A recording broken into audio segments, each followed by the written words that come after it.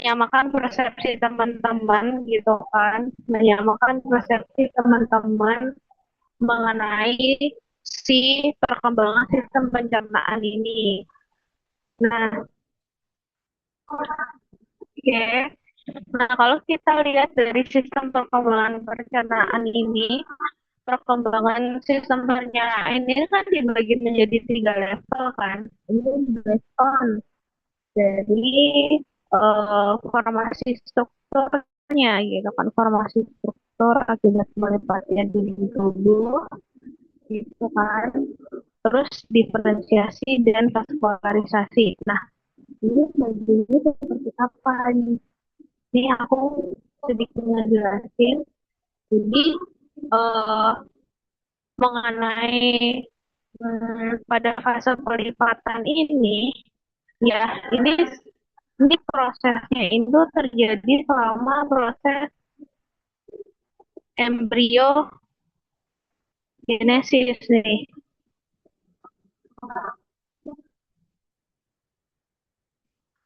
Ya, mengenai proses dari embriogenesis, di mana eh, prosesnya ini pencernaan itu berasal dari mana? Teman-teman ada yang tahu nggak? Berasalnya dari mana? Semuanya berasal dari mana? Sistem pencernaan ini coba diingat-ingat berasal dari mana? Ini oke nggak bisa jawab ya. Gak apa-apa, nggak apa-apa. Ini semua dari primitive gut.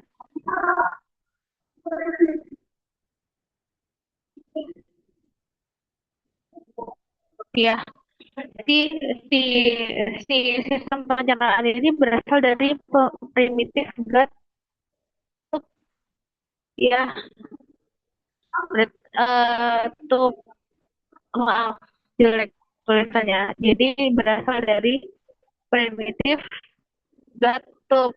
Nah, terus dia itu berkembangnya itu menjadi 3, ya, menjadi 3. Nah, 3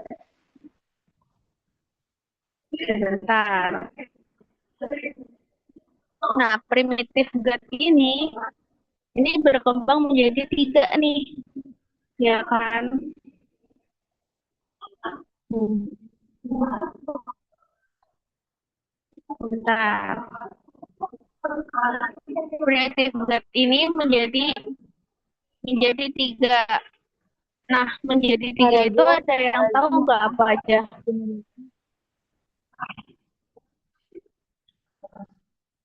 Ada yang tahu nggak jadi apa ya? Oke, ini base on aku aja ya. Hmm, primitive gut itu berkembang menjadi 3. Itu yang dari foregut, ada midgut, terus ada apa lagi kalau itu hindgut. Hindgut.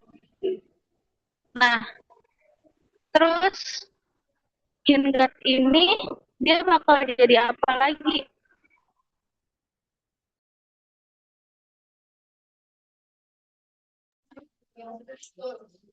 Suara aku aman? Udah ya sekarang ya? Mohon maaf, Kak, terputus-putus. Ini masih putus juga? Udah enggak, Kak. Terus, Kak, Oke, oke. Nah, aku lanjutin lagi soal si forgot, terus ada midgut dan hindgut. Nah, forgot ini itu dibelah lagi. Jadi dia jadi esofagus, terus ada apa lagi? Lambung. Terus habis ada lambung apa? Ada usus 12 jari. Terus ada apa lagi? Hati, dan pankreas. Nah, si midgut ini jadi apa? Ada yang tahu nggak? Si midgut ini jadi usus 12 jari bagian distal. Terus dia juga jadi jejunum. Terus ada ileum, ada cecum,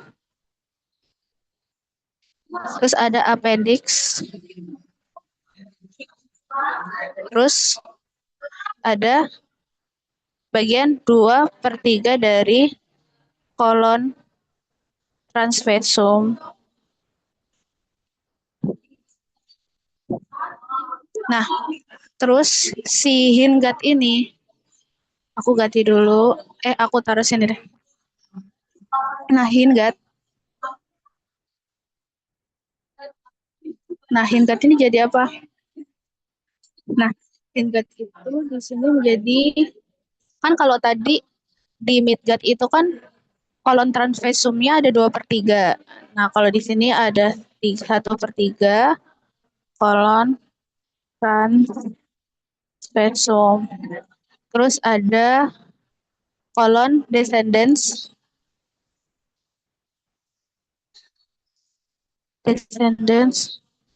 Terus ada sigmoid. Dan ada rectum. Nah, biasanya soal Bu Yulia itu dia bukan tipe yang single answer ya. Jadi dia benar-benar kayak kalimat panjang.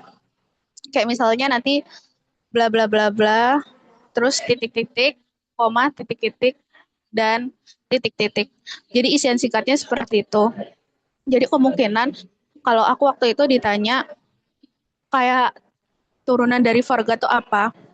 Nah, nanti kalau misalnya teman-teman ditanya seperti itu, nah teman-teman bisa jawab turunan Varga itu ada esofagus, lambung, duodenum, proksimal, terus hati atau pankreas. Terus kalau misalnya teman-teman ditanya turunan midgut itu apa? Nah, itu yang tadi aku jelasin ini. Nah, ini midgut. Terus hindgut itu apa? Nah, itu teman-teman nanti bisa menjawabnya seperti itu. Nah, terus habis itu kalau misalnya, nah ini kan bagian dari yang hindgut, midgut, terus foregut ini semua, itu kan based on dari melipatnya si dinding tubuh gitu. Nah, kalau diferensiasi itu seperti apa? Gitu. Nah, diferensiasi di sini, kalau di pencernaan,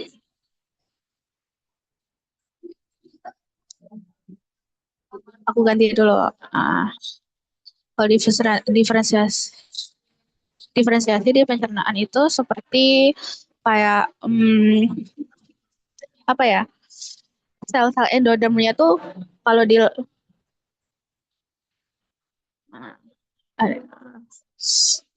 sel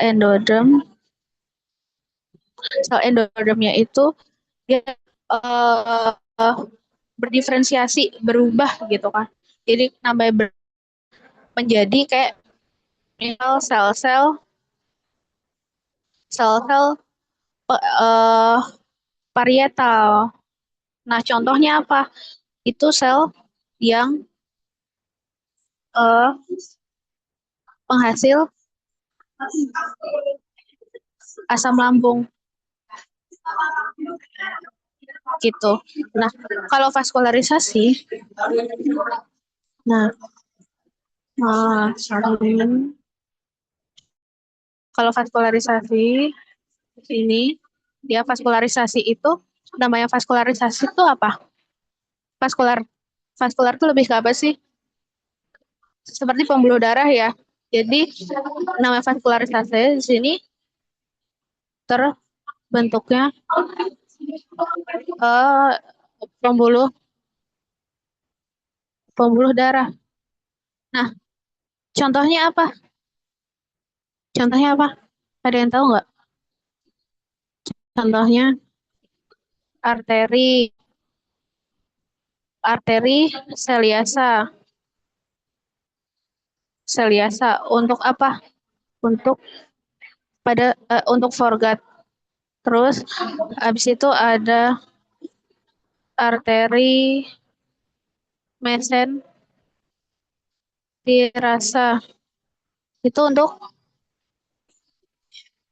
midgut.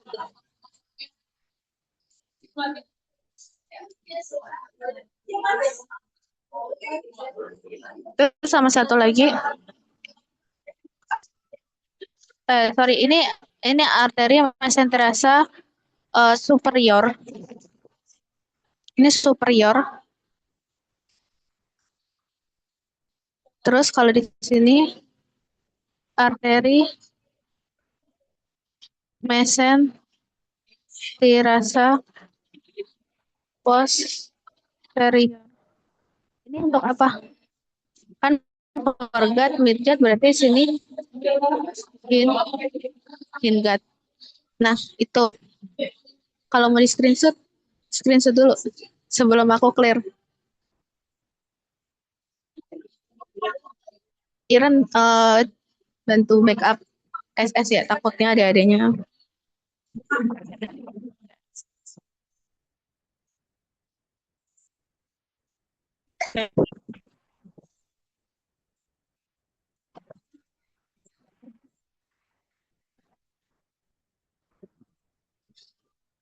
Oke. Ya.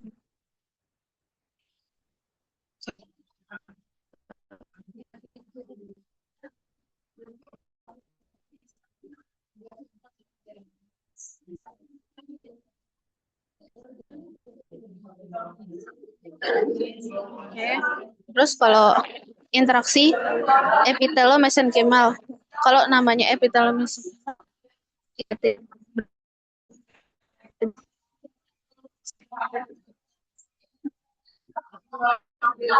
apa? Ini ada epitel ya.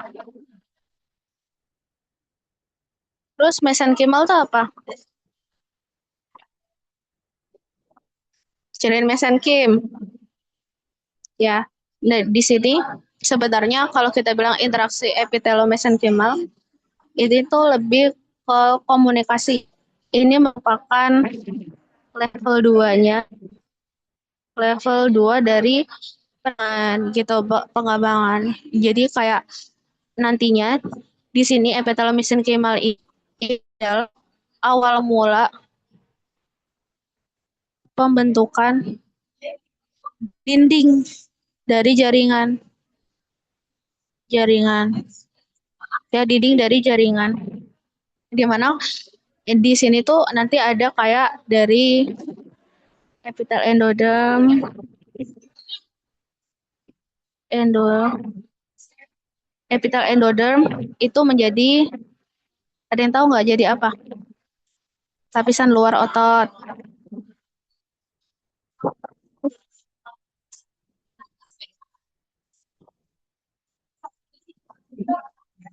Lapisan luar otot. Terus habis itu dia juga bikin jaringan ikat.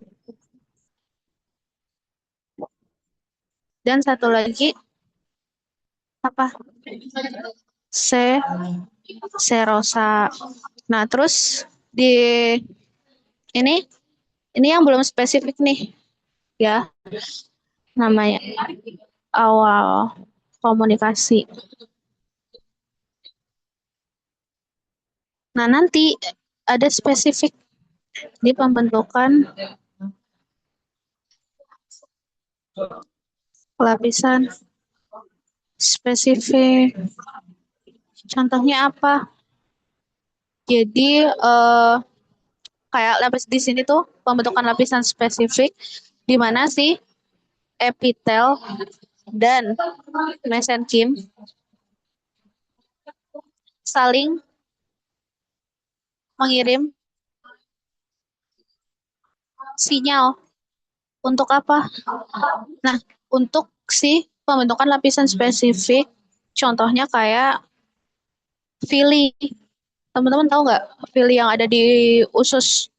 Ya, fili di usus. Contohnya, salah satu contohnya itu seperti itu. Oke, sampai sini bingung nggak? Takutnya bingung nih. Dari mananya nggak? Kalau nggak, aku lanjutin. Di screenshot dulu deh, boleh.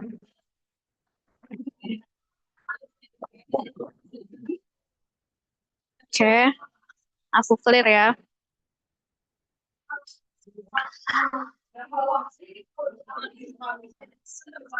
Terus,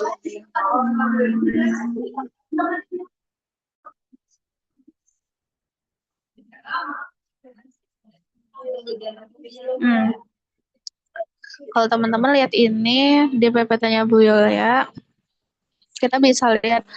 Jadi, eh, pembentukan sistem pencernaan itu kan tadi dari apa aku bilang?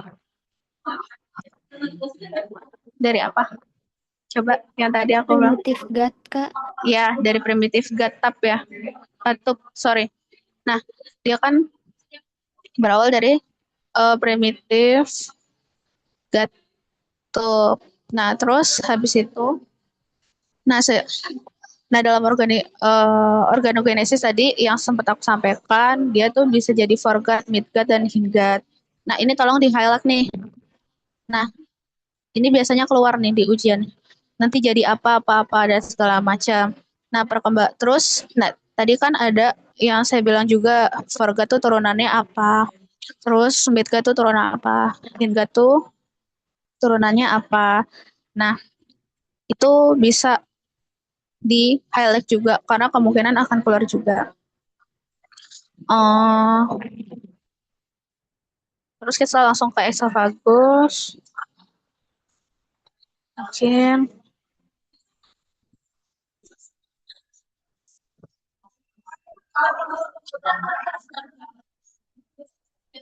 Nah,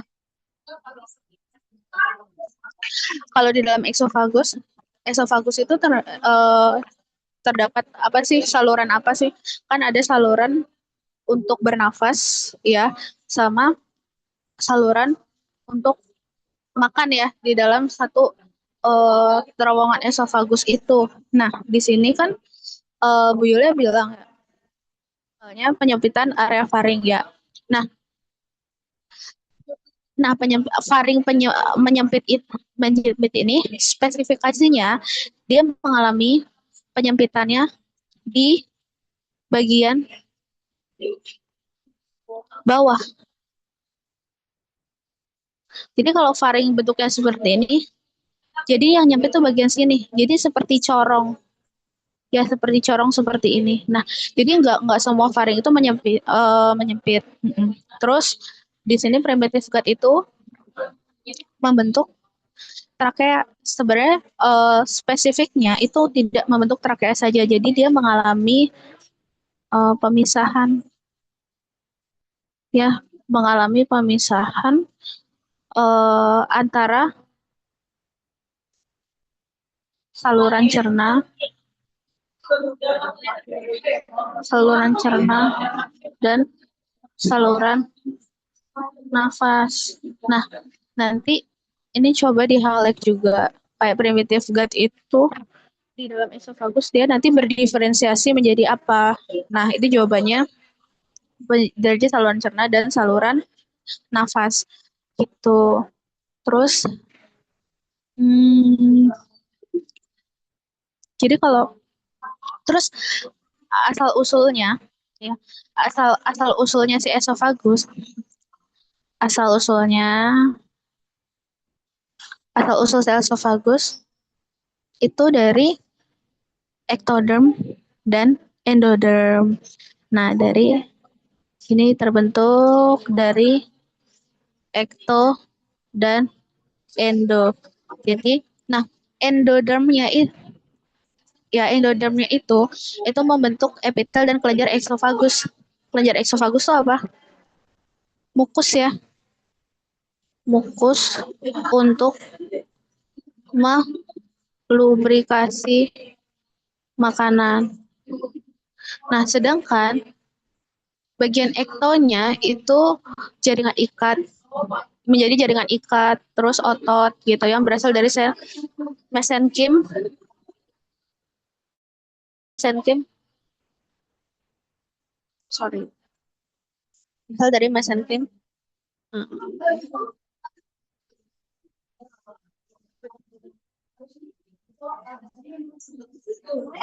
Dari mesenkim, meso,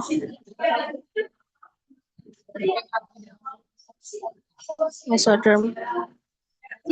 Nah, ini yang nantinya menjadi awal mula gerak peristaltik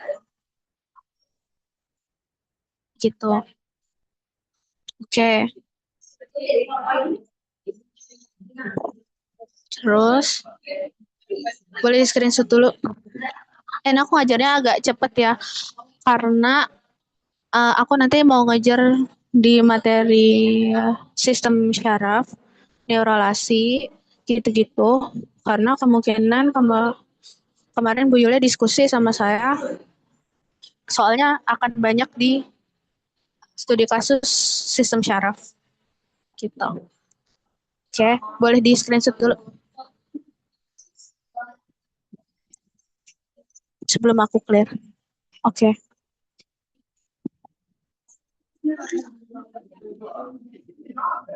Oke.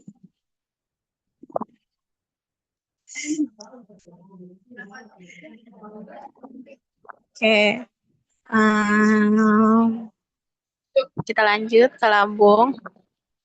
Jadi lambung itu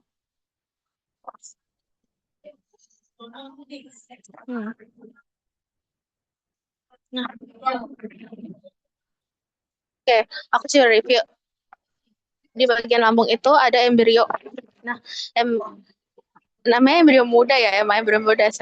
Nah, kalau bahasa ilmiahnya lebih ke neonatal mungkin ya. Jadi si lambung pada bagian embrio yang masih muda itu ada bagian konkav. Konkav itu cekung ya. Konkav itu cekung. Jadi teman-teman semoga bisa membayangkan bentuk konkav itu seperti apa.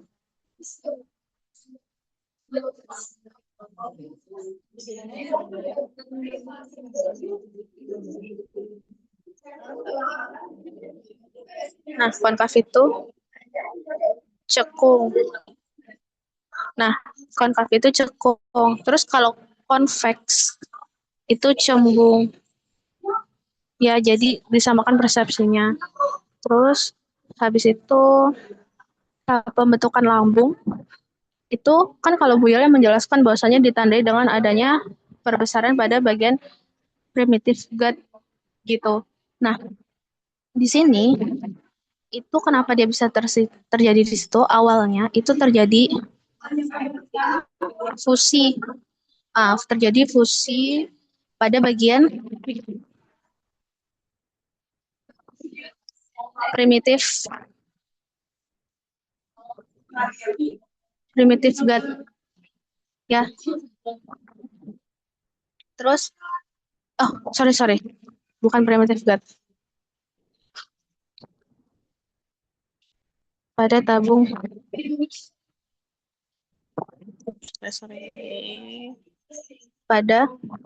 pada foregut ya, maaf aku lupa foregut.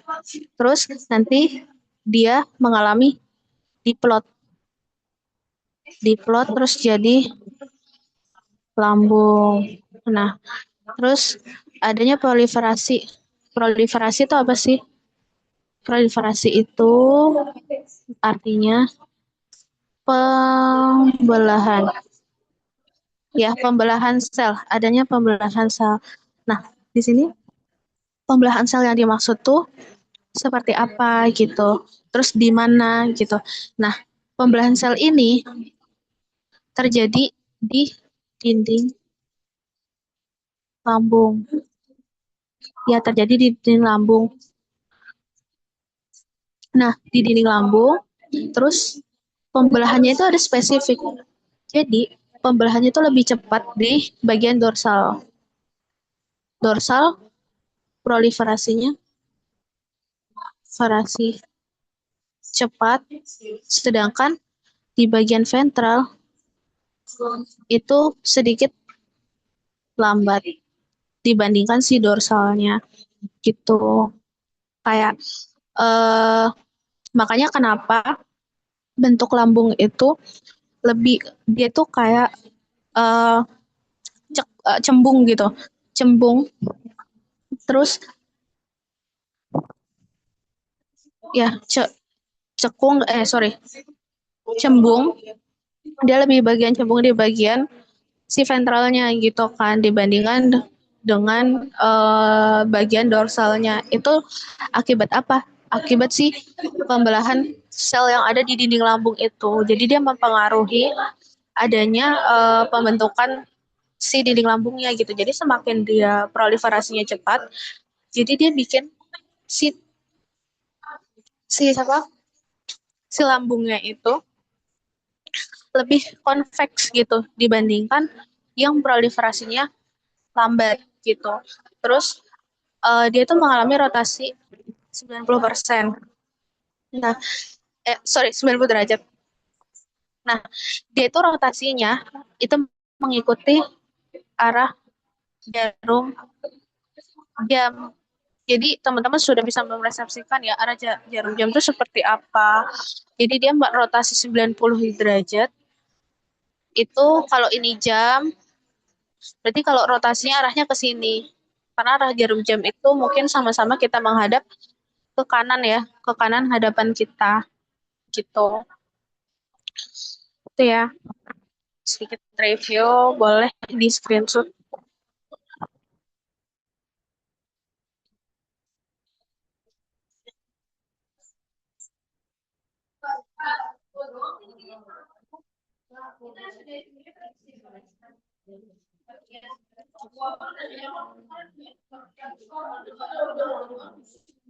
Oke.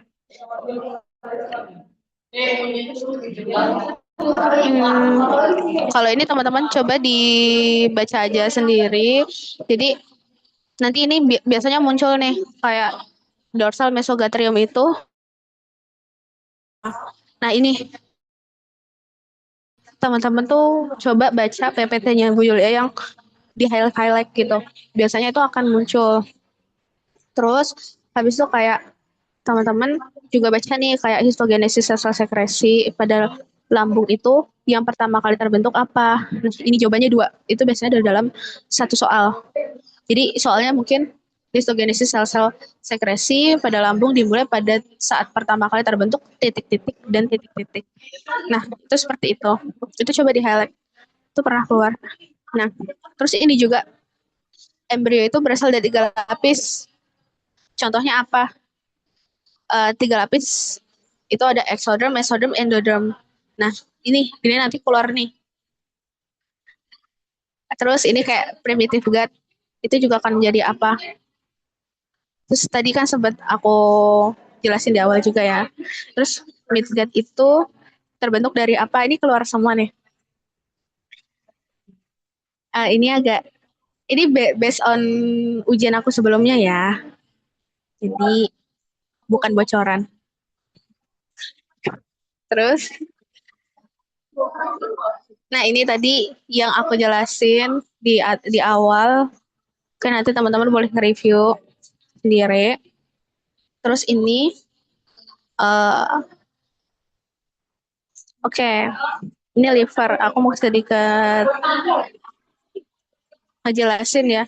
Jadi liver itu sebenarnya hati itu pertama kali muncul dalam bentuk tunas gitu, tunas kecil. Makanya namanya dinamakan liver bud. Terus habis itu asal jaringannya itu hepatic diverticulum. Nah, si hepatic diverticulum ini merupakan, aku tulis, ini merupakan, nah ini merupakan tunas ya yang berasal dari endodermal endodermal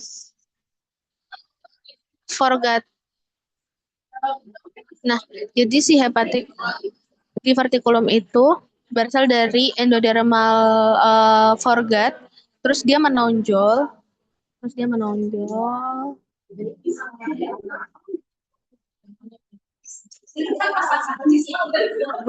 sorry, menonjol, menonjol, terus dia keluar, terus keluar, makanya disebutnya si hepatic diverticulum. Jadi ibaratnya si hepatic diverticulum itu diferensiasi dari endodermal foregut gitu. Nah, itu sebelum dia jadi hati, jadi liver. Nah, terus setelah dia membentuk si hepatic diverticulum,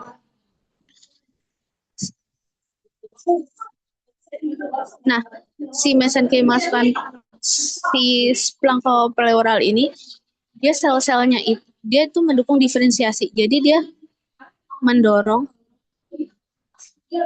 adanya sel untuk membelah. Sel apa di sini? Ya pastinya sel dari liver. Jadi ibaratnya kayak awalnya nih muncul tunas nih, pembentukan hati. Tunas, si tunasnya itu dia menonjol keluar jadi hepatic diverticulum. Nah, hepatic diverticulum itu disuplai sama si mesenchyme ini. Dari hepatic diverticulum, sel-sel hati ini membelah nih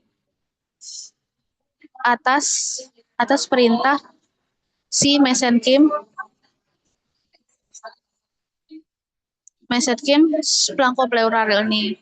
Nah, setelah sel-sel hati ini membelah, itu adanya diferensiasi bagian hepatic diverticulum. Nah, si hepatic diverticulumnya ya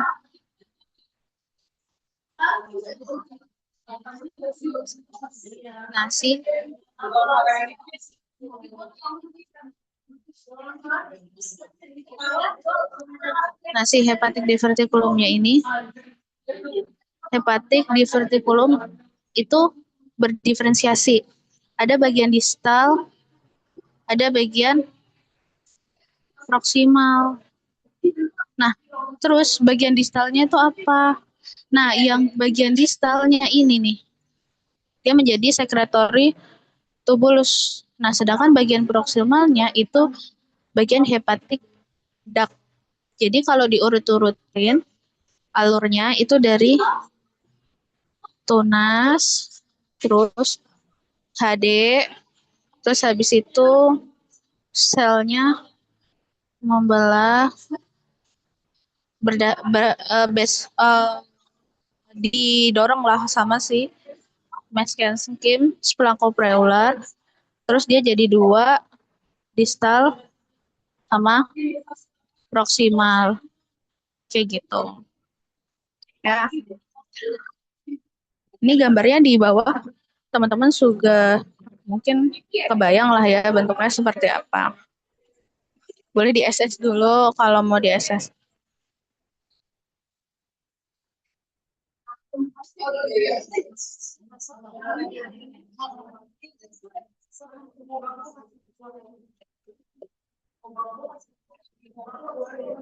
Oke.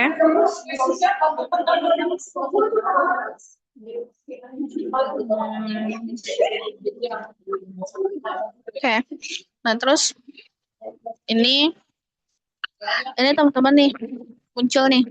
Postnatal liver merupakan organ pertama yang menerima darah via nutris melalui apa? Nih. Terus habis ini ada si pankreas. Jadi mana ya?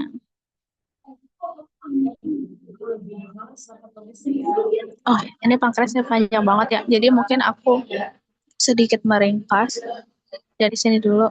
Nah, pankreas ini kalau di dewasa ya, Kalau di dewasa, ini biasa nih jadi organ ganda. Kenapa dia organ ganda? Jadi ketika dewasa dia itu eh menjadi endokrin dan eksokrin. Nah, kalau teman-teman tahu eksokrin itu menghasilkan contohnya enzim pencernaan. Kalau di endokrin hormon ya, kayak insulin. Terus ada glukagon. Nah, itu. Terus kalau kalau kita telusuri tahap pembentukan pankreas itu ya tahapannya yang pertama aku taruh di sini ya. Jadi tahapannya perkembangan si sel bakal pankreasnya. Sel bakal pankreas. Terus setelah menjadi sel bakal pankreas, tahap keduanya dia transisi nih. Nah, transisi jadi apa? Jadi di sini transisi tingkat 1 ke tingkat 2 yang ditandai dengan adanya di divertikulum.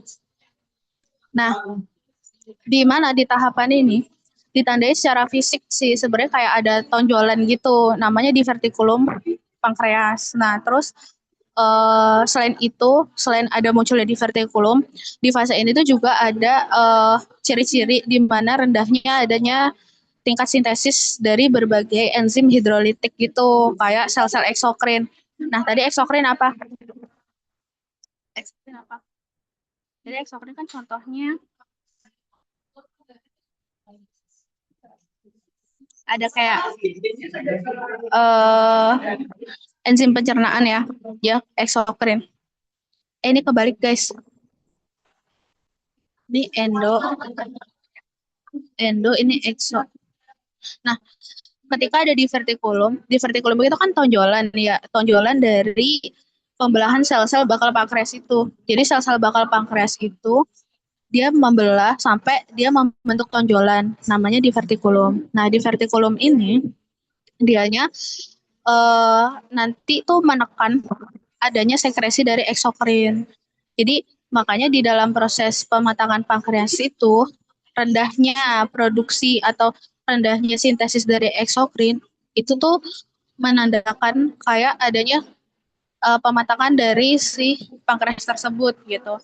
Nah, selama fase itu berlangsung gitu kan, kayak sel-sel mesenkim itu dia kayak berinteraksi gitu antara si epitel sama si sel pankreas yang membelah itu untuk apa ya, mengatur gitu biar si eksokrinnya juga nggak banyak terproduksi kayak gitu.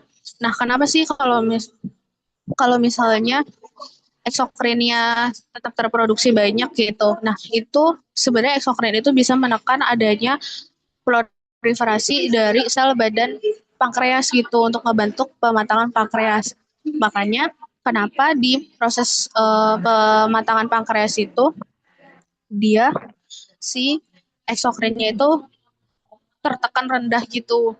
Nah, terus di fase ketiga, di fase ketiga itu adanya diferensiasi. Sorry, apa aku? Adanya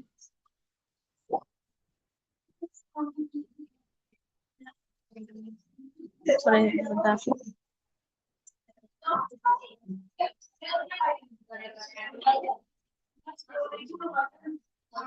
Adanya diferensiasi protein. Nah, diferensiasi protein ini di mana adanya aktivasi gitu. Adanya aktivasi dari sel-sel asinar gitu. Terus habis itu karena adanya aktivasi dari sel-sel asinar ini, dia itu baru mensintesis enzim-enzim pencernaan lagi gitu. Jadi tadi ketika di vertikulum dia apa ya?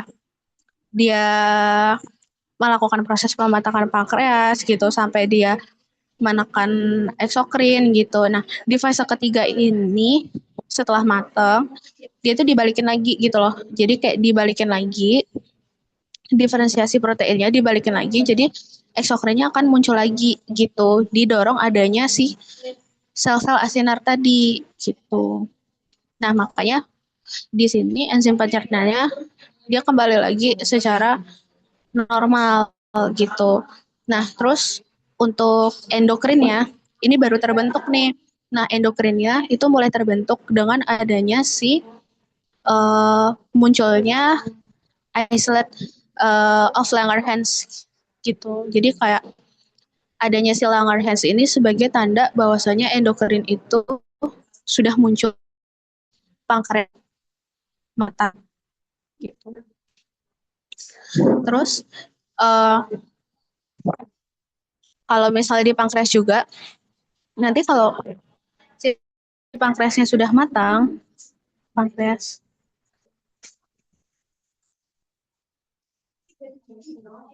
sudah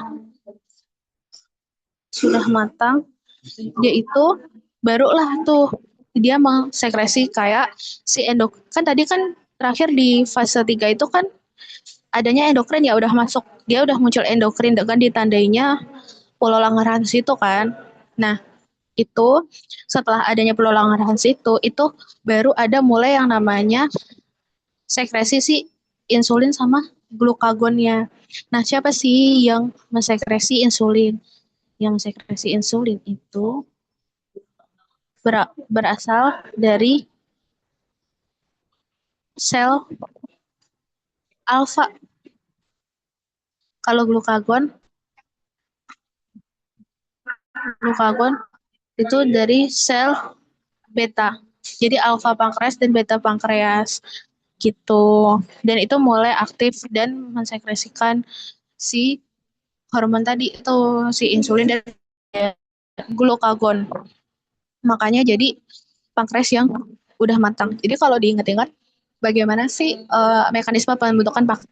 Kalau dari Bu Yola kan kayaknya kompleks banget ya gitu. Nah, teman-teman cara belajarnya pahami intinya aja. Jadi kayak keyword-keywordnya aja. Jadi yang pertama, sel bakal pankreasnya dia membelah gitu. Setelah membelah, dia memasuki fase transisi tingkat 1 dan 2 yang ditandainya ada di vertikulum. Nah, di vertikulum itu dia akan melakukan pematangan, terus dia juga menekan si eksokrin gitu, biar dia tidak terhalangi dalam proses pematangan.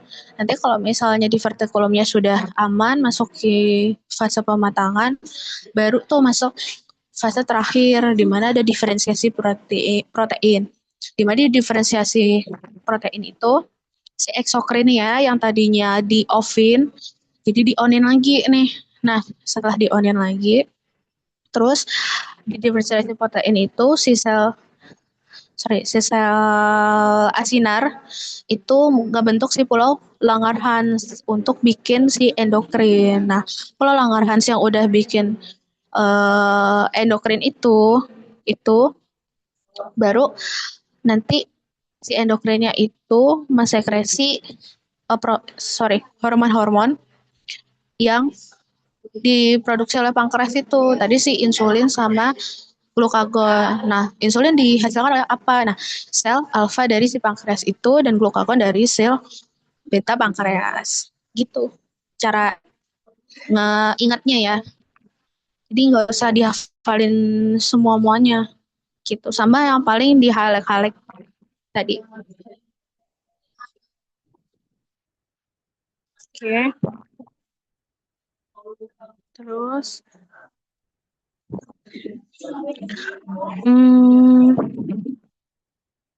aku langsung masuk ke ini. Perinaria. Ini lumayan ya. Nah, aku mau ngejelasin kayak di urinaria itu kan ada ginjal, ureter, kandung kemih, terus ada uretra. Nah, di ginjal itu kan ada pronefros, mesonefros, metanefros. Nah, oke. Kalau di sini Bu Yola kan gambar banget ya. Jadi aku mau sedikitnya jelasin kayak pronefros itu kapan sih munculnya. Nah, aku ganti warna dulu. Oke. Pronefros ini kapan sih munculnya? Dia muncul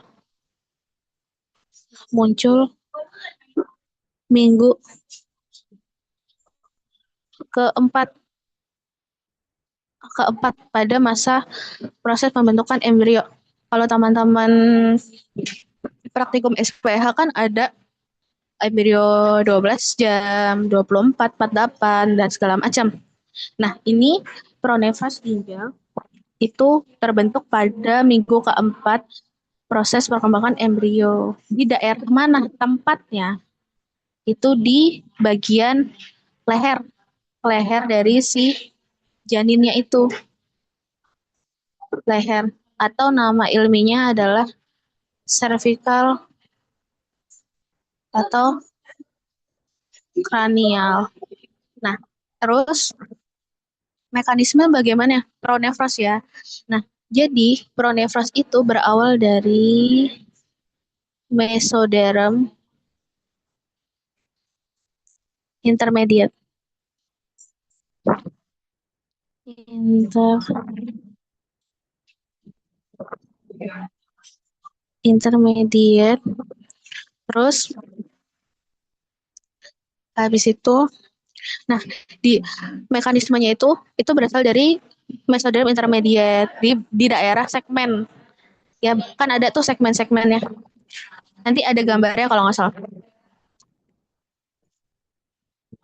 Dari segmen-segmen. Terus sampai dia itu ditandai dengan munculnya nefrotom.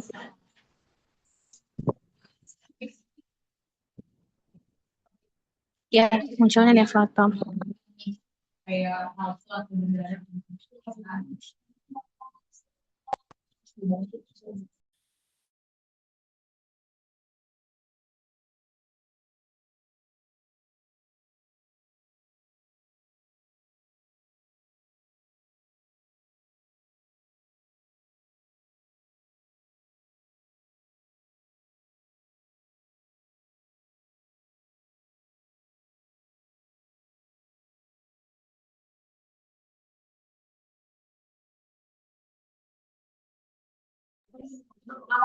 Oke. Nah, itu jadi nefrotom. Nah, setelah itu uh,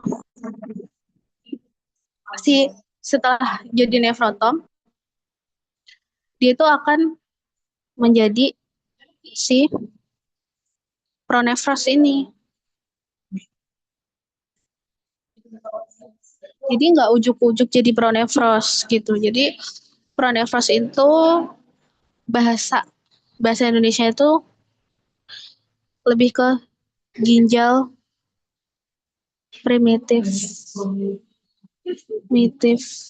awal, di mana pembentukannya, aku ulang ya, itu di minggu keempat, ya di bagian cervical atau kranial. Terus setelah dibentuk di situ, itu tempat terbentuknya itu bagian segmen-segmen dari lehernya itu sampai dia ngebentuk si nefrotom. Nah, setelah jadi nefrotom, dia akan diferensiasi jadi si pronefros ini gitu. Nah, sedangkan kalau di sini kalau pronefros ini itu di minggu awal. Ya, minggu awal keempat. Nah, sedangkan mesonefros itu minggu akhir keempat. Misal, kayak minggu awal tuh seperti apa sih? Minggu awal keempat berarti itu kayak satu minggu tuh ada Senin sampai Minggu gitu. Berarti minggu keempat awal itu di Senin Selasa Rabu misal gitu. Sedangkan minggu akhir Kamis Jumat Sabtu. Nah, seperti itu.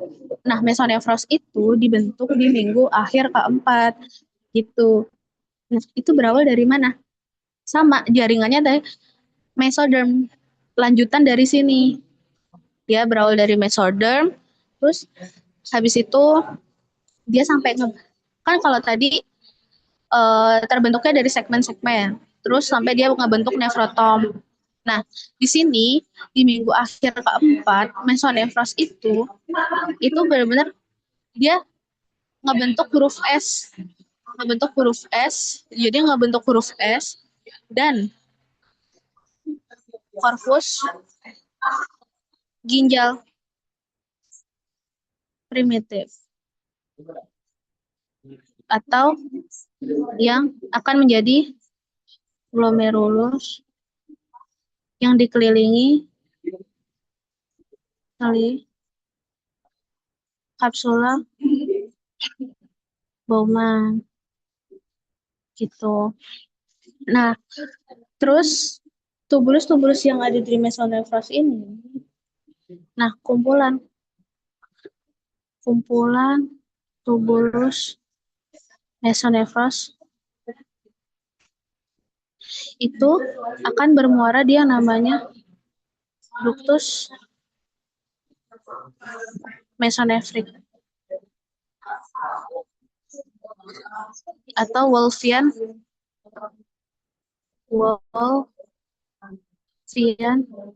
duct. Jadi dia akan si pronefros ya udah berubah menjadi mesonefros, terus udah ngebentuk S dan bikin korpus ginjal primitif, yang korpus ginjal primitif itu terdiri dari glomerulus yang dikelilingi semua Bowman.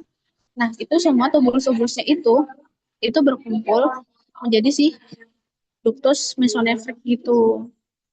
Nah, terus lanjutannya itu kan setelah dia menjadi ductus mesonefrik ini dia masuk ke metanefros. Nah, metanefros ini itu terjadi di minggu kelima di bagian kaudal. Ya, bagian kaudal. Terus dia akan menjadi ginjal yang permanen. Dia akan menjadi ginjal permanen. Terus, nah, pembentukan metanefros ini ada dua arah nih. Ini arah ke mana ya? Ke tunas ureter. Terus ada juga arahnya ke blastema metamefrik.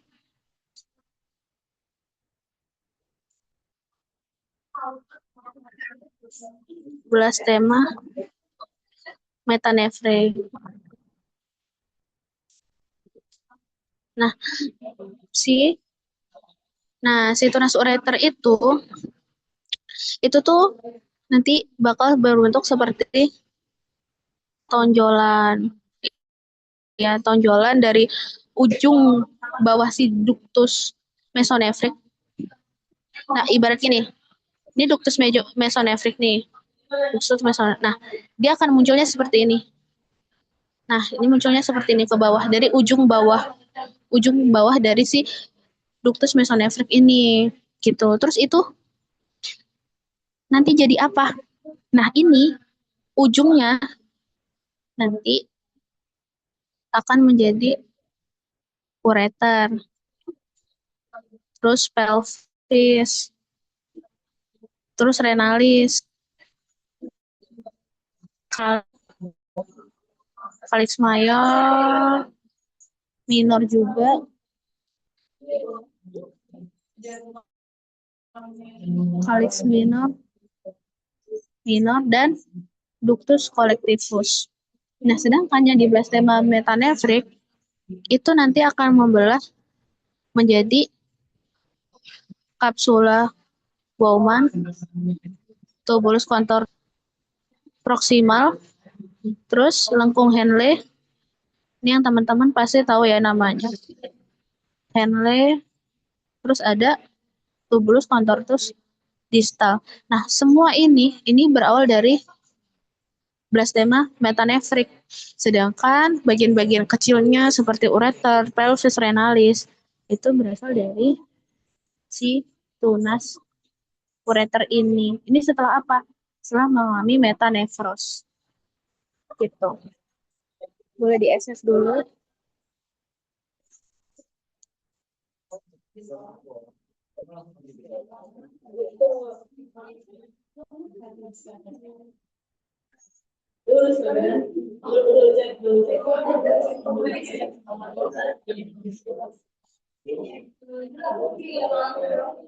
Udah ya.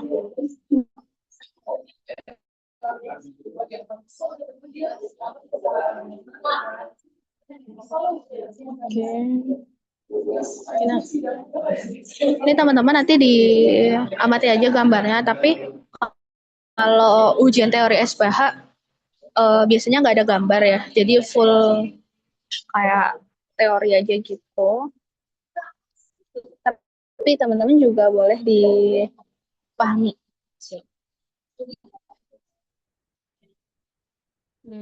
Oke.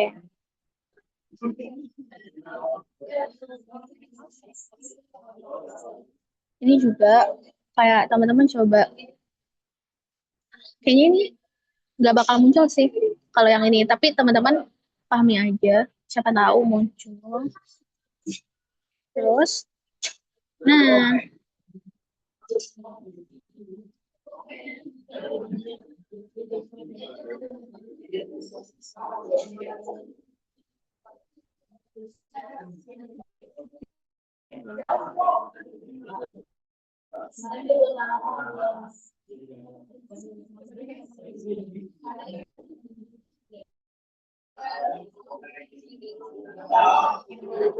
nah ini kalau lihat jadi metanefrik.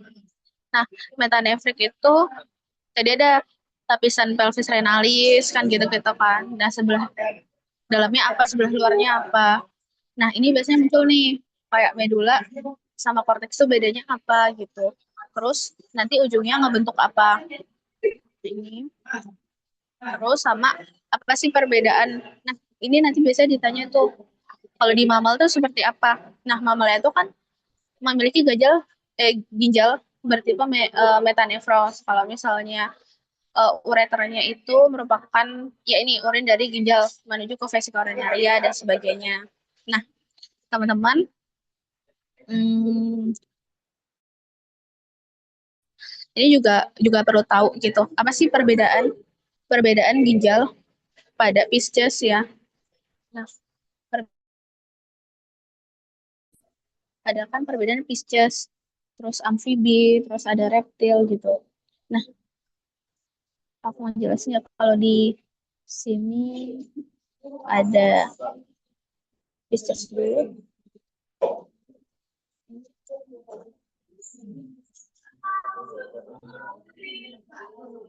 Pisces, terus di sini ada amfibi, terus ada reptil, terus ada aves. Nah, ada aves. Apa sih perbedaannya? Nah, kalau dari semuanya itu kalau di PPT Bu Yulia kayaknya pernah ada.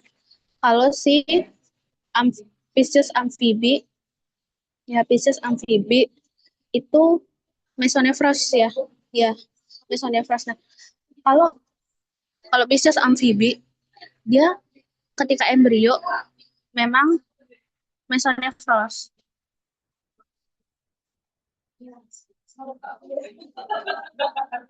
Nah, tapi kalau misalnya, sorry. Nah, kalau misalnya di dewasa ya, ginjal tipe dewasanya, si Pisces amfibi itu opistonefros. Sebentar, pen aku coba lepas.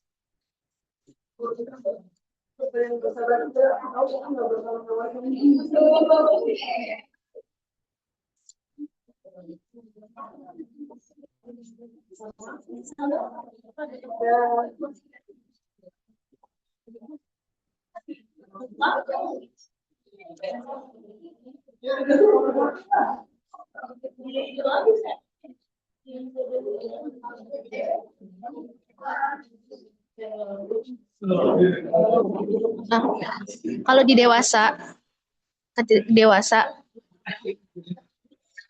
itu namanya opistonefros. Opistonefros itu dari apa sih? Itu berawal dari prognosisnya larva. Nah, si Pisces amfibi itu kan berasal dari si larva itu kan. Nah, kalau misalnya ya larva di ikan, kalau misalnya di amfibinya berarti dari berudu, kayak dari berudunya. Nah, dari berudu.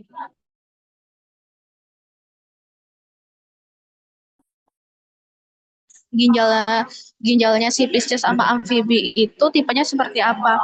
Kamu nggak bisa bilang langsung mesonefros, tapi kalau misalnya si embrio dari Pisces sama amfibi itu ginjalnya seperti apa, itu mesonefros. Tapi kalau sudah dewasa, itu opistonefros gitu ya. Jadi ada mengalami perubahan. Nah, beda beda halnya dengan reptil, aves, mamalia.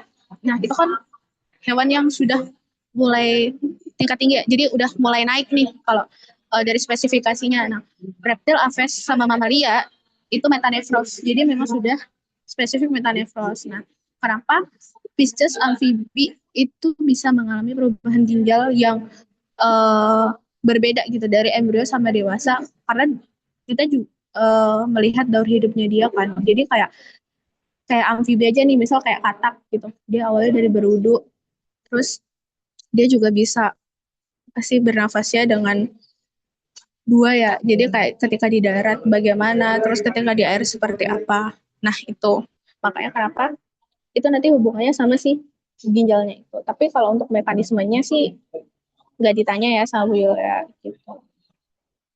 Tuh ini kan aku agak error ya, jadi aku nggak bisa nulis.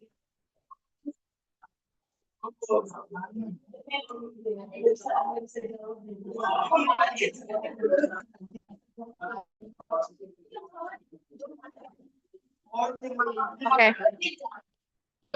aku lanjut ya.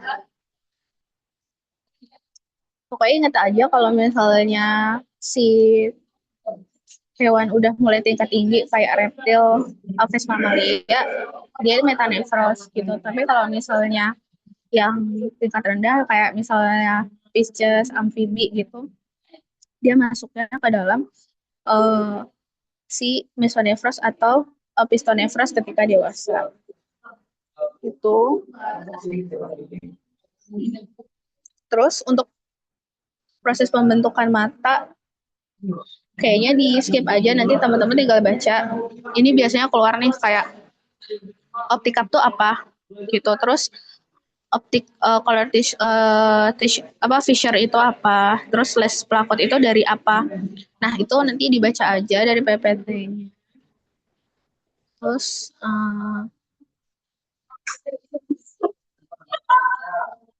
oke, ini masih yang tadi. Nah ini nih mungkin yang menjadi mainnya ya kalau ujian SPH besok itu kemungkinan banyak soal mengenai sistem syaraf. Nah, aku mau ngejelasin dari awal dulu. Ini catatan aku dulu kuliah sama Bu Yulia. Nah, sistem syaraf itu kan berasal dari neuralasi ya. Jadi awalnya si ectoderm itu menjadi neural plate, terus menjadi neural flow gitu. Dia membentuk neural groove. Nah, terus terbentuk si neural tube gitu. Nah, sel-selnya itu nih, ya ini nih. Jadi aku ke bawah. Nah, sel-selnya itu yang tadinya kubus, jadi kolumnar gitu. Terus neural crest. Nah, itu bakal jadi si spinal ganglia gitu. Nah, terus sistem syaraf itu, nah dari neuralasi itu kan ada terbagi menjadi dua sistem syaraf gitu. Ada sistem syaraf pusat gitu dan ada sistem ya, sorry. Ada sistem syaraf pusat yang dari otak, ada sistem syaraf pusat dari spinal cord gitu. Sama kemarin evaluasi dari Bu Yola kalau nggak salah ya, teman-teman tuh masih banyak menyebut mengenai tulang belakang gitu. Nah, atau misalnya sumsum tulang belakang gitu. Jadi jangan nyebut itu lagi ya. Itu beda. Nanti beliau marah-marah biasanya kalau kalian salah menyebut gitu. Terus sistem syaraf pusat itu yang ke otak ya, itu dari neural tube menjadi 3 bagian primer gitu. Nah, bagian primernya itu akan menjadi 5 bagian sekunder untuk otak gitu, dan dia berkembang sampai jadi dewasa. Nah, teman-teman, kalau mau catatannya nanti aku kasih, nanti ini aja, minta aja sama Iren kali ya gitu, kalau dia mau. Terus aku sedikit nge-review aja. Terus kalau sistem syaraf pusat yang spinal cord itu terdiri dari ventricular zone, terus epidemic layer gitu kan, sampai intermediate zone. Nah, ada marginal zone juga. Nah, ini gambarannya. Ini ada forebrain, ya, ada forebrain, ada midbrain, terus ada hindbrain sama spinal cord. Nah, forebrain itu terbagi menjadi 2, telencephalon sama diencephalon gitu. Terus midbrain itu yang akan menjadi mesencephalon. Nah, hindbrain itu dari metencephalon sama diencephalon. Nah, ini biasanya itu ada nih di praktikum SPH. Ini termasuk ciri-ciri embrio ke berapa jam gitu kan. Itu di proses pembentukan otak itu kan ada telencephalon, diencephalon, mesen, mete, diencephalon. Nah, telencephalon itu yang nantinya akan menjadi cerebrum. Sedangkan diencephalon itu akan menjadi si talamus atau hipotalamus. Dan mesencephalon itu akan menjadi si midbrain. Itu bagian batang otak. Jadi penghubung antara si otak ke spinal cord. Jadi batang otak. Teman-teman udah kebayang lah harusnya batang otak itu seperti apa. Terus ada metencephalon sama mesencephalon itu yang akan membentuk cerebellum, terus akan membentuk medula oblongata. Nah, ini gambarnya. Ya, M itu marginal zone, I itu intermediate zone, V-nya ventricular Germain. Terus, nah, di dalam sistem syaraf itu ada yang namanya glial cell atau neuroglia. Nah, neuroglia itu fungsinya apa sih? Nah, dia itu mensupport sel, dia itu untuk segregate dan isolate neuron gitu. Jadi dia sebagai sel pendukung juga yang memisahkan dan mengisolasi neuron serta membantu fungsi dari neuron sendiri. Terus neuroglia itu terdapat pada sistem syaraf pusat dan tepi. Namun dia itu berbeda ya. Jadi bentuknya beda-beda gitu. Nah, terus nah di sistem syaraf pusat sama sistem syaraf tepi. Nah, sistem syaraf pusat itu pusatnya, ujung penerimaan reseptornya itu kan ada di brain sama spinal cord gitu. Sedangkan sistem syaraf tepi itu di ganglion. Nah, ini teman-teman bisa catat atau foto kalau misalnya si sistem syaraf pusat itu ada apa aja. Ini kan ada ependymal cell, ada oligodendrosit, ada microglial cell, sama astrosit. Nah, harusnya teman-teman udah familiar ya. Terus sel swan, kalau di syaraf tepi sama sel satelit. Nah, ini nih, aku harus menyamakan persepsi karena dulu ternyata teman-teman aku ketika belajar SPH, dia berpikir bahwasanya sel syaraf itu selalu bentuknya seperti ini. Nah, ternyata enggak ya teman-teman. Jadi sel syaraf itu enggak selalu badannya tuh di sini ya. Nah, oke. Sel syaraf itu tidak selalu badannya di sini. Ya, nah makanya sel syaraf itu badannya itu ada lain-lain gitu loh. Jadi nggak selalu di ujung sini, bisa aja dia di tengah atau biasanya dia di pinggir. Nanti itu ya lokasi-lokasi badan sel ini itu yang menjadikan sel saraf itu ada multipolar, terus uni. Nah, tuh gambarannya kayak gini nih.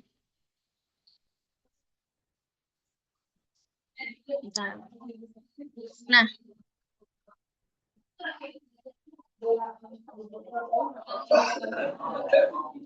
nah teman-teman bisa dilihat nih gambarnya kayak gini. Jadi sel syaraf itu nggak pasti kayak badannya itu selalu di ujung gitu. Nah, yang sering teman-teman lihat atau mungkin dari SMA atau dari SMP itu selalu dikenalkan bahwasanya sel saraf itu bentuknya selalu seperti ini, tapi tidak gitu. Jadi ada badan selnya lokasinya di sini, terus ada yang lokasinya di tengah, dan ada badan sel yang dia berpisah gitu dari si akson-aksonnya gitu. Jadi kayak ya teman-teman jangan dibayangkan bahwasanya ya struktur sel itu cuma gini aja gitu. Jadi ada sel multipolar, bipolar sama unipolar. Itu ada kayak bedanya gitu bentuknya. Jadi teman-teman jangan apa ya, jangan dipikir bahwasanya badan sel itu selalu di ujung gitu. Nah, terus apa sih gunanya gitu kan? Kenapa badan sel itu letaknya beda-beda? Nah, itu pastinya disesuaikan dengan respon dari si syaraf tersebut gitu. Jadi nggak selamanya dia multipolar, dia nggak selamanya bipolar dan unipolar. Bahkan di dalam satu lokasi tubuh pun dia bisa aja gitu, bahwasanya dia gabungan dari multipolar, bipolar, sama unipolar. Ini kemungkinan akan muncul nih soalnya. Karena banyak yang membayangkan bahwasanya lebih keterkecoh sih bahwasanya si bentuk struktur sel itu selalu sel syaraf itu selalu seperti itu. Gitu ya. Oke.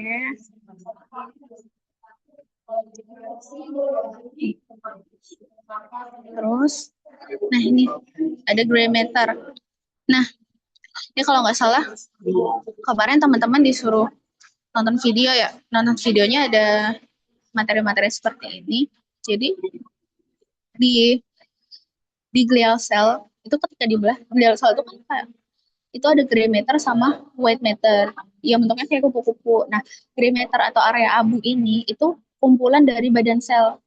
Jadi kumpulan dari badan sel terus kumpulan dari akson. Jadi tuh dia ngumpul semua di situ. Dan akson itu ada yang nggak bermielin sama akson yang bermielin. Nah, nanti aku jelasin kenapa sih akson itu ada yang bermielin sama akson yang tidak bermielin. Nah, itu nanti hubungannya sama penerimaan reseptor juga. Nah, di sini kalau di gray matter itu tempat di mana akson tak bermielin itu berkumpul. Sedangkan di white matter di bagian zona putih itu kebalikannya dari gray matter. Jadi kalau tadi di gray matter ada badan sel dan di sini ada akson. Terus kalau di gray matter ada akson tidak bermielin, di white matter ada akson bermielin gitu.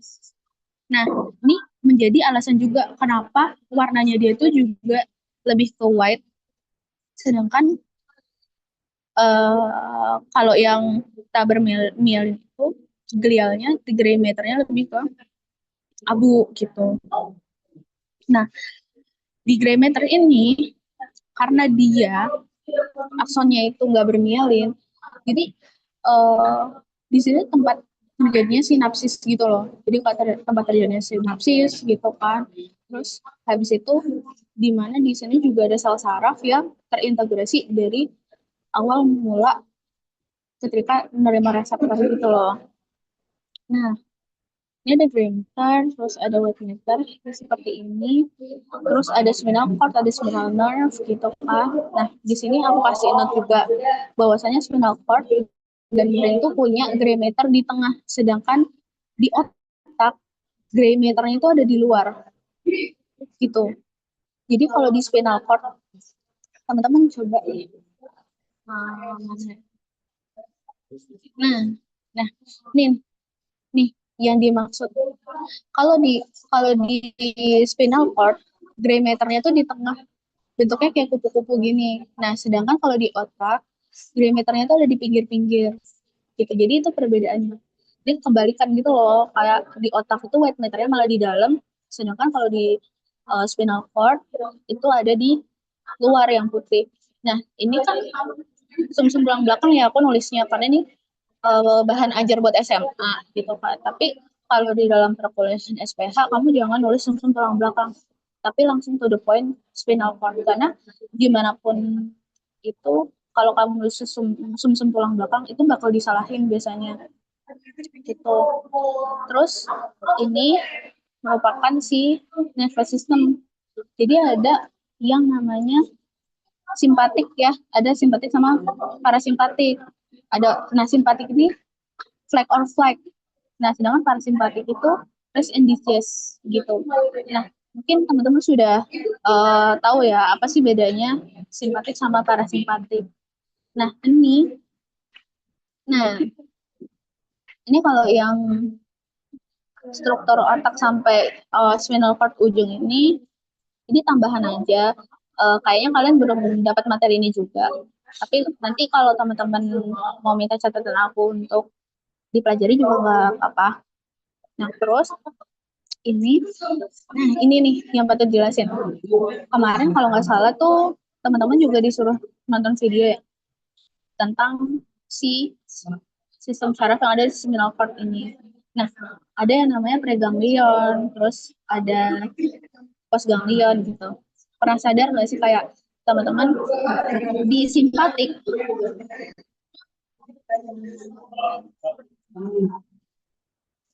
ya,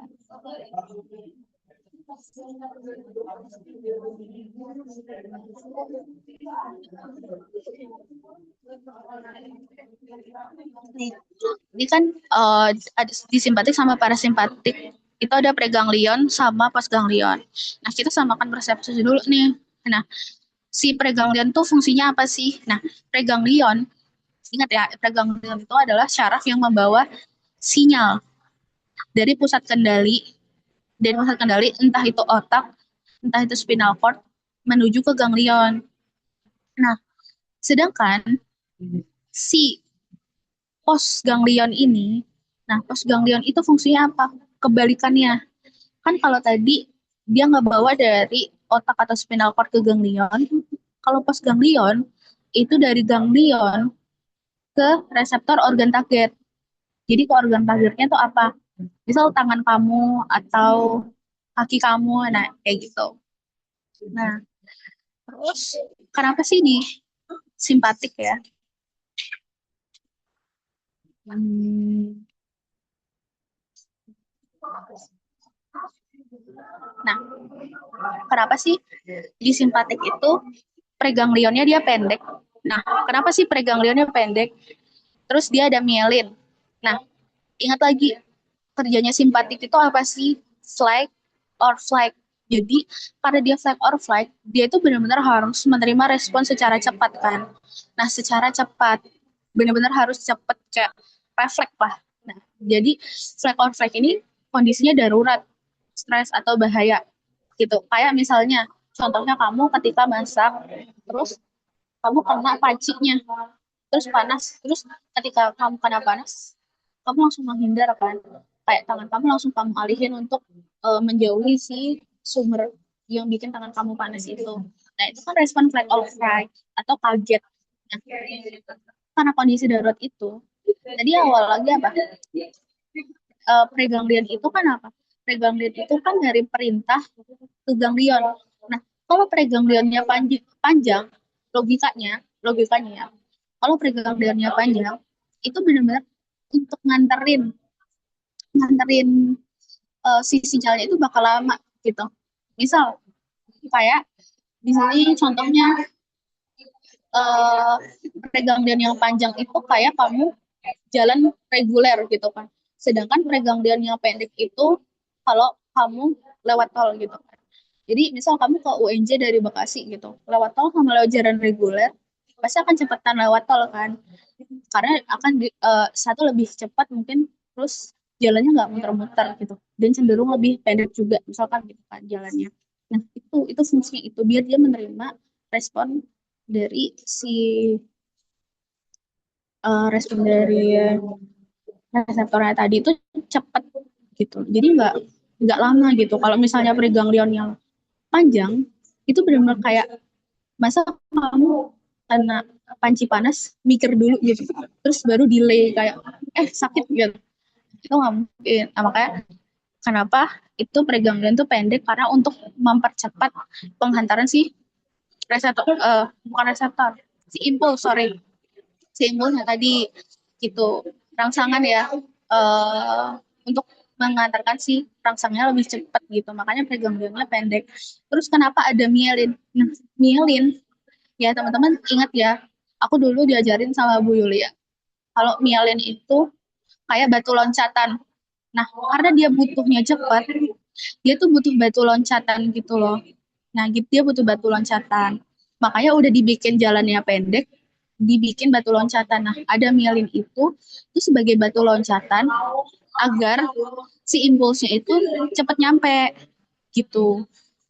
Nah, sedangkan kalau di parasimpatik, parasimpatik itu kan tipe yang menerima responnya lama ya. Maksudnya nggak harus kaget gitu kan. Nah, kalau di parasimpatik kan rest and digest, di mana kondisi istirahat, terus habis itu pemulihan, atau kayak lagi konservasi si energi gitu. Nah, makanya dia nggak perlu si ini salah nih gambar aku harusnya. Jadi kayak dia tuh benar-benar yang panjang karena benar-benar terima sorry, eh, menerima impulsnya itu, jadi kayak nggak buru-buru gitu, harus direspon gitu, makanya dia panjang.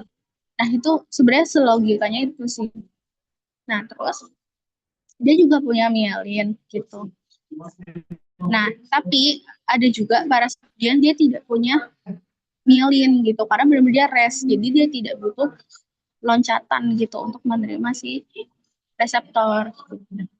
Nah terus kalau postganglion kita bilang di, nah kalau di postganglion kenapa kebalikannya? Kalau simpatik postganglionnya itu panjang, sedangkan parasimpatik postganglionnya pendek gitu kan, dan nggak ada mielin. Nah, kalau di sistem simpatik gitu, dan itu si saklarnya itu kan ada di spinal cord-nya gitu kan.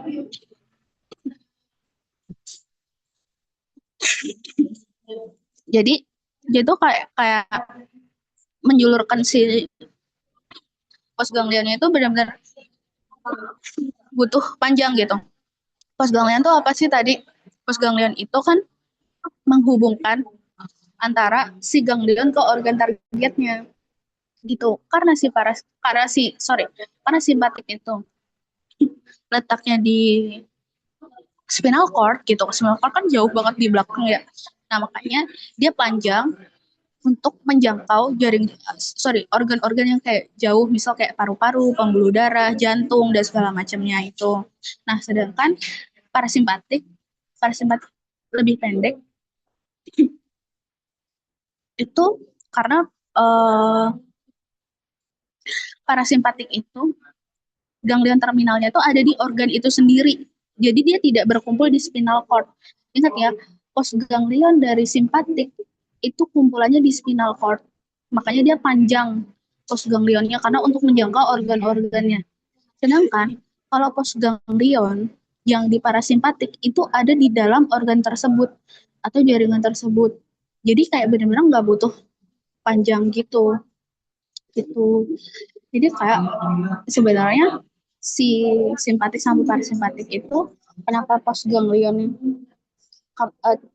postganglionnya itu berbeda, ada yang panjang, ada yang pendek, itu based on lokasi gitu. Jadi aku ulang lagi, postganglion di simpatik itu kumpulannya di spinal cord. Jadi semua nyatu di spinal cord. Jadi ketika nyatu ke spinal cord, postganglion itu ketika mengantarkan si impulsnya ke organ-organ itu harus butuh panjang jangkauannya. Sedangkan kalau di parasimpatik dia nggak perlu panjang karena postganglionnya ada di dalam organ atau jaringan itu sendiri. Nah, terus kenapa di postganglion juga nggak ada myelin? Karena dia itu tidak memerlukan respon cepat gitu. Dia kan cuma ibaratnya uh, nganterin impuls yang tadi udah diolah di ganglion gitu kan. Sedangkan kalau preganglion itu nganterin impuls yang kita terima dari luar. Jadi kayak benar-benar harus cepat dan melalui loncatan si myelin tersebut. Mungkin aku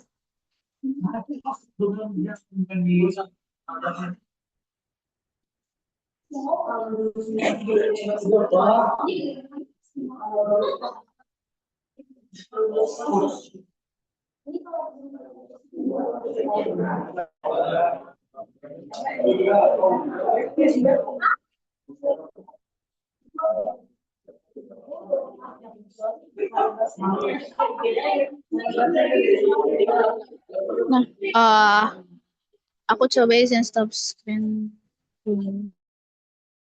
Nah, aku mau kasih tahu ke teman-teman. Nah, ini. Nah, contoh si sel syaraf yang tadinya ada myelin sama non myelin. Nah, kalau non myelin itu seperti ini. Jadi postganglion itu dia tuh non myelin gitu. Jadi dia action potensialnya lurus aja dan dia cenderung lebih lama gitu. Ibaratnya kayak jalannya lempeng aja gitu, ada relnya sendiri. Nah, sedangkan kalau si yang punya myelin, ya dia action potensialnya melalui loncatan ini. Jadi dia bisa aja loncat 2, loncat 3 dan segala macam. Dan itu jatuhnya lebih cepat untuk menerima si impulsnya gitu dibandingkan dengan sel-sel yang anmyelin itu.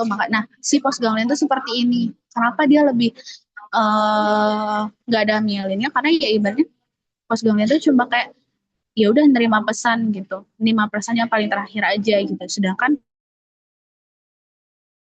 butuh myelin karena untuk menerima si okay, si dia butuh myelin karena untuk menerima responnya secara cepat gitu melalui loncatan-loncatan ini.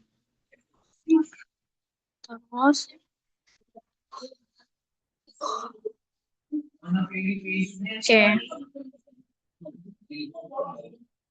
Nah, terus dulu kayak ada mitos gitu kan kayak semakin tebal myelin itu menunjukkan orang itu menerima responnya lama gitu.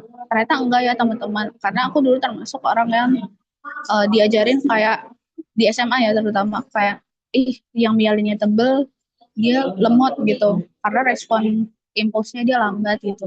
Enggak gitu ya. Jadi sebenarnya terus kalau ada myelin tipis atau tebel itu tidak mempengaruhi bagaimana kamu lemot apa enggak gitu dalam dalam merespon si suatu rangsangan itu. Tapi tebal atau tipisnya myelin itu sebenarnya mempengaruhi tingkat rasa sakit ya, rasa sakit yang teman-teman rasakan gitu.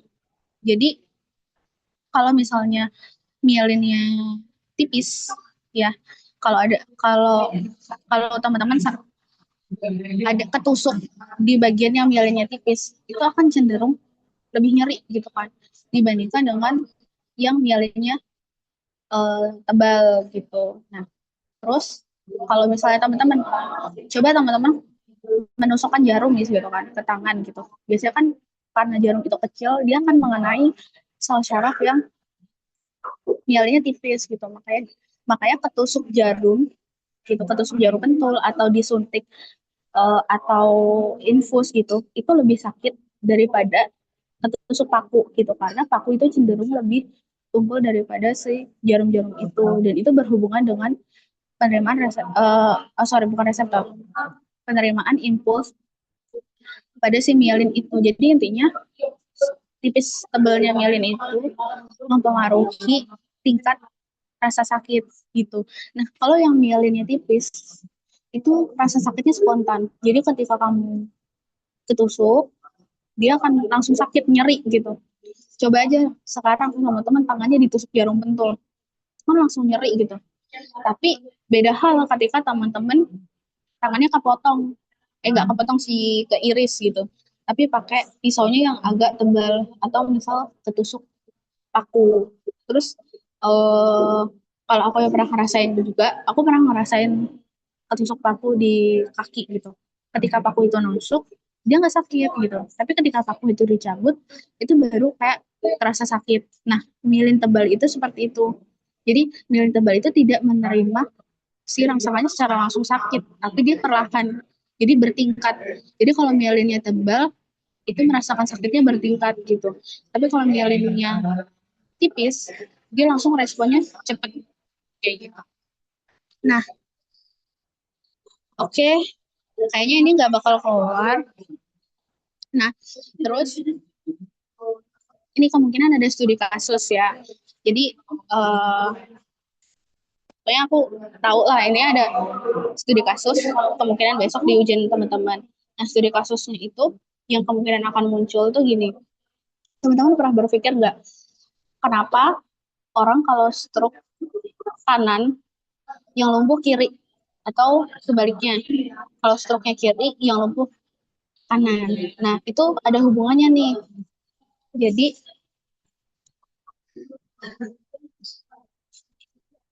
hmm, jadi besok teman-teman kalau ada studi kasus kayak gitu,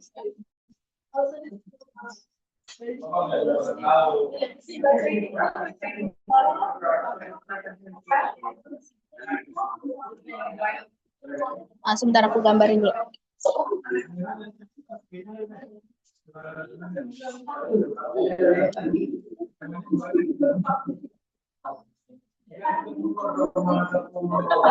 Oke, jadi kan kalau kalian lihat spinal cord ya, spinal cord kan bentuknya kayak kupu-kupu gini ya. Terus ini ada, ini aku ibaratnya lubang. Nah, aku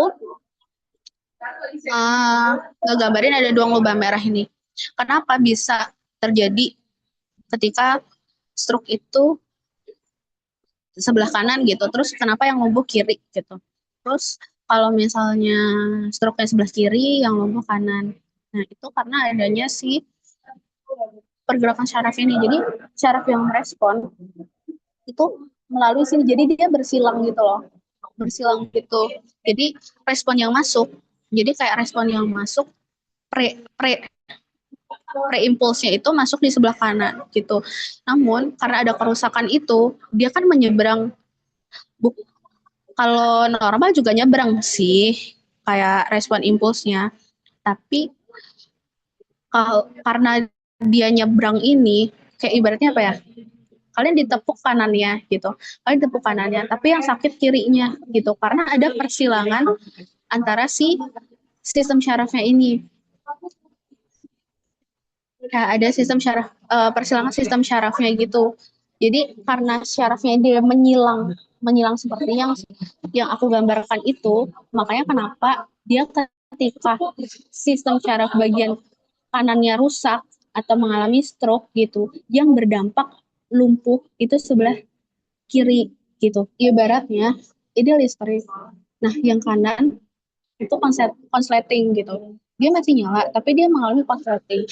Sedangkan kiri itu menerima listrik yang dari kanan tadi kan.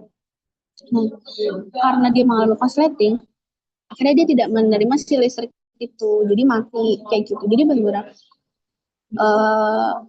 mekanismenya seperti itu. Tapi untuk detailnya sebenarnya ini panjang banget ya, kayak si pusat komando motoriknya, si misal nih yang stroke otak, yang stroke bagian kiri, terus yang lumpuh bagian kanan, itu berasal dari si otaknya. Jadi awalnya dari otak kirinya. Otak kiri itu kan menghasilkan si motor kiri. gitu kan. Dia punya punya korteks motor kiri. Terus otak kanan dia memiliki korteks motorik kanan. Nah, ketika teman-teman memutuskan untuk menggerakkan tangan kanan, nah itu pertama kali yang menginisiasi atau mendorong itu adalah motorik sebelah kiri gitu. Jadi walau gini, kamu pengen gerakin tangan kanan gitu, yang menggerakkan terus akhirnya tangan kamu gerak, tangan kanan kamu gerak. Nah, itu bukan motorik dari otak kanan yang ngegerakin kamu, tapi motorik dari otak kiri. Jadi kayak bersilang gitu. Jadi motorik otak kiri itu berfungsi untuk menggerakkan organ-organ sebelah kanan atau alat gerak sebelah kanan, sedangkan motorik kanan itu menginisiasi untuk menggerakkan bagian badan sebelah kiri gitu. Jadi ketika misal stroke ada pecahnya pembuluh darah di otak, terus dia mengenai eh, neuron motorik kamu sebelah kiri, hal itu menyebabkan alat gerak kamu bagian kanan tuh nggak bisa digerakin karena apa? Yang nyuruh, yang nyuruh untuk tangan kamu bergerak, kaki kamu bergerak sebelah kanan itu udah rusak gitu. Tapi kalau kita bahas dari traktus corticospinalisnya, jadi sisinya perintahnya itu yang disebut traktus corticospinal itu jalan ngelewatin gitu kan. Terus dia tuh kayak bersilang lagi yang tadi aku jelasin itu gitu. Terus ada nah penyilangan itu namanya dekusasi paramidalis. Nah, gimana mekanisme penyilangan ini? 85% sampai 90% itu serabut syaraf dari otak kiri akan menyilang secara spesifik menuju ke sisi sebelah kanan tubuh. Nah, habis itu setelah dia menyilangnya di mana? Dia menyilangnya di medula oblongata. Nah, syaraf-syaraf ini dia akan turun nih. Setelah dari medula, dia kan menyilang di medula oblongata. Terus dia akan turun ke spinal cord. Nah, turun ke spinal cord lewat sisi kanan. Ini dari kiri loh ya. Ibaratnya serabut otak kanan bersilang di medula oblongata, terus diteruskan ke spinal cord-nya ke otak. Tadi apa? Otak kanan apa otak kiri? Sudah aku ulang. Serabut otak kiri ya. Serabut otak kiri. Dia akan turun. Terus disilangkan di medula oblongata ke sebelah kanan. Jadi di medula oblongata itu ada persilangan gitu. Jadi di medula oblongata itu ada persilangan antara serabut yang tadinya dari kanan disilang ke kiri, terus serabut saraf yang dari kiri ke kanan, kayak gitu. Ibaratnya sebaliknya. Tapi letak persilangan itu ada di medula oblongata. Nah, terus dari medula oblongata itu diteruskan ke spinal cord. Nah, ketika diteruskan ke spinal cord, itu kan dia melewati sisi yang tadi disilangkan tuh, yang kiri ke kanan, kanan ke kiri. Nah, terus dia setelah dia masuk spinal cord, dia tuh akan keluar gitu ke otot-otot alat gerak kalian gitu, seperti kaki, tangan gitu. Nah, karena ada persilangan di oblongata itu, makanya kalau ada terjadi atau mengalami stroke di bagian kiri itu yang akan kanan. Sedangkan ketika mengalami stroke bagian kanan yang lumpuh bagian kiri. Nah, kok bisa kayak gitu? Nah, emang stroke itu apa gitu kan? Nah, stroke itu kan berawal dari penyumbatan pembuluh darah yang ke otak itu kan. Nah, terus terus akhirnya penyumbatan itu yang disebut namanya stroke iskemik. Nah, terus atau jadi ada terus puncaknya itu kan ketika stroke itu sudah mengarah ke pembuluh darah yang bikin pecah itu kan, pembuluh darahnya pecah. Jadi kalau iskemik itu kan baru penyumbatan di aliran pembuluh darahnya. Nah, kalau misalnya stroke hemoragik itu ketika pembuluh darahnya udah pecah gitu. Nah, ketika pembuluh darahnya pecah gitu, itu kan menyebabkan si sel-sel otak di sekitarnya itu mati gitu. Karena dia pecah, mati gitu. Terus kayak itu nanti teman-teman kayak yang ada terjadinya apoptosis, nekrosis kayak gitu-gitu. Nah, teman-teman bisa belajar itu apa sih apoptosis sama nekrosis gitu. Nah, karena ada kematian sel akibat pecahnya pembuluh darah itu, jadi ketika stroke-nya terjadi di otak sebelah kiri, tepatnya di pada area korteks motorik sebelah kiri tersebut gitu kan, maka ibaratnya pembangkit listrik atau orang yang nyuruh bagian kanan tubuh kalian untuk bergerak itu juga ikut mati gitu. Karena dia mati, ibaratnya pusatnya dia mati dan sebelah kiri, ya udah dia nggak bisa ngegerakin apapun yang berhubungan sama alat gerak kamu di bagian kanan karena apa, tidak punya sinyal perintah gerak lagi gitu. Nah, teman-teman, hmm, itu nanti coba di dipelajari lagi di video video yang sempat Bu Yulia share tuh ada kalau nggak salah. Aku lupa namanya, tapi nama YouTube-nya. Tapi nanti aku bakal titipin ke Iren gitu. Jadi teman-teman bisa memahami itu ada banget kayak kalau masih teman-teman belum ada gambaran mengenai kenapa bisa stroke kanan jadi ke kiri, kiri ke kanan. Nah, itu dijelasin di video itu kalau lebih jelasin lagi. Itu sih. Terus paling oh ya itu. Jadi kemungkinan studi kasusnya itu yang dua tadi yang tadi aku sebutin yang tentang stroke itu, terus ada yang tentang eh tiga kayaknya ya. Lupa lupa tiga, aku urutin deh studi kasusnya itu tentang si simpatik parasimpatik, kayak kenapa sih simpatik preganglionnya pendek, terus ada mielin, terus parasimpatik preganglionnya panjang, terus kenapa di postganglion nggak ada mielin, itu nanti ada studi kasusnya tuh. Terus habis itu hmm, oh udah nih, ini udah. Terus habis itu nanti juga ada kayak tadi yang aku sempat mention kayak tebal tipisnya mielin itu mempengaruhi tingkatan rasa sakit kan gitu. Kayak ada yang kalau yang tipis rasa sakitnya dia spontan gitu. Sedangkan kalau mielinnya tebal itu dia rasa sakitnya akan bertahap. Nah, itu kenapa? Itu nanti bakal ditanya. Terus sama yang terakhir nih, kenapa yang stroke itu yang kena pembuluh darah, oh ya pembuluh darah sebelah kanan, tapi yang lumpuh sebelah kiri atau sebaliknya. Nah, itu teman-teman coba pelajari gitu. Tapi untuk sistem yang lain-lain itu teman teman-teman kayak ya udah belajar aja secara teori gitu. Tapi ya boleh belajar coba cari-cari studi kasusnya. Tapi kemungkinan si syaraf ini akan menjadi dominasi sih. Gitu. Terus tadi ada beberapa teman-teman yang nanya ke aku kayak soal yang akan diberikan Bu Yulia itu berapa. Nah, biasanya kalau di tahun aku itu 69 soal isian. Jadi isian singkat kayak bla bla bla.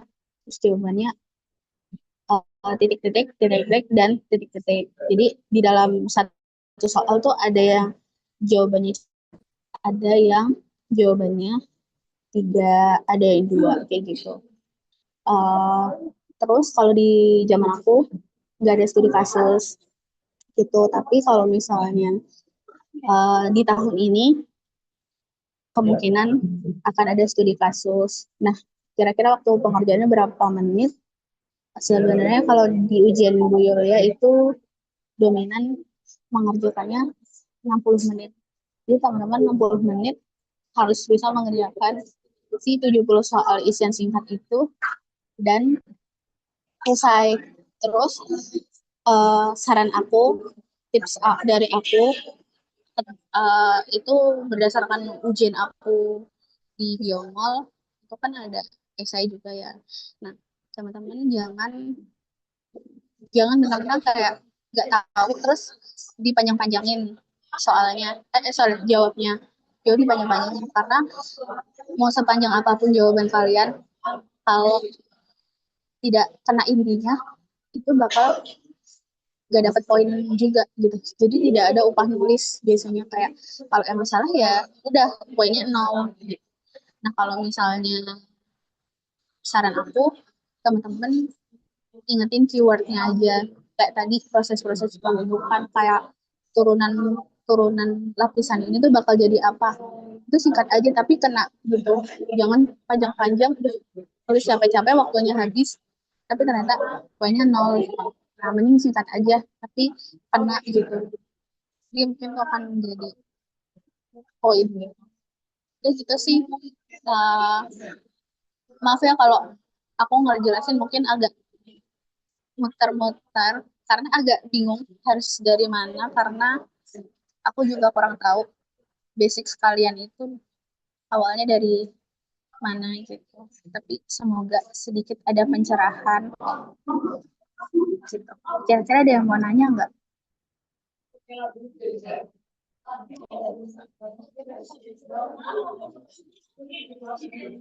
Kalau nggak ada yang nanya,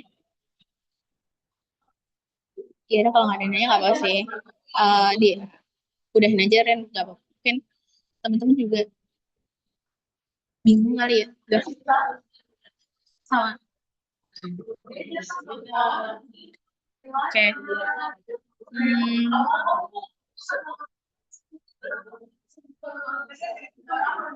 mungkin kalau nggak ada nanya, ya udah diakhirin aja. Nanti kalau mau minta catatan aku, minta ke Iren aja. Jadi aku titip ke Iren. Tapi aku minta tolong, eh, catatan aku jangan disebar kemana-mana ya. Maksudnya ya udah buat angkatan kalian aja gitu. Jadi jangan kemana-mana. Terus aku minta tolong juga, kalau teman-teman nanti minta catatan aku juga, jangan bilang Bu Yulia ya. Soalnya aku nggak boleh ngasih catatan apapun ke kalian. Ya, tapi semoga nanti catatan aku bisa ngebantu kalian aja sih. Itu. Nah, kalau nggak ada yang nanya, uh, aku izin udahin aja ya, Ren.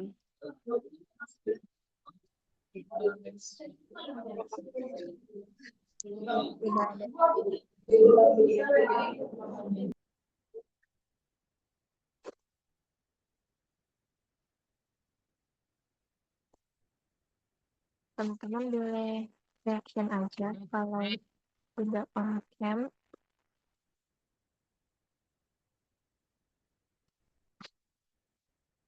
Untuk slide pertama, 1, 2, 3.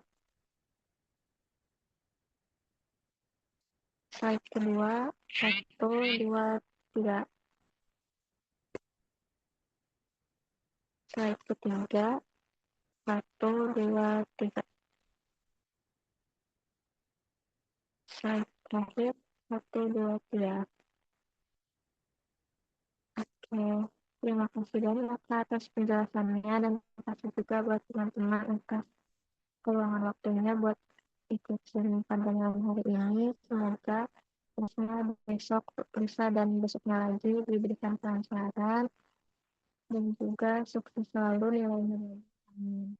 Untuk pada malam hari ini dengan membaca hamdalah, lalu ditutup dengan doa menurut kepercayaannya masing-masing. Berdoa dimulai dan berdoa dicukupkan. Terima kasih ya teman-teman, terima kasih kakak.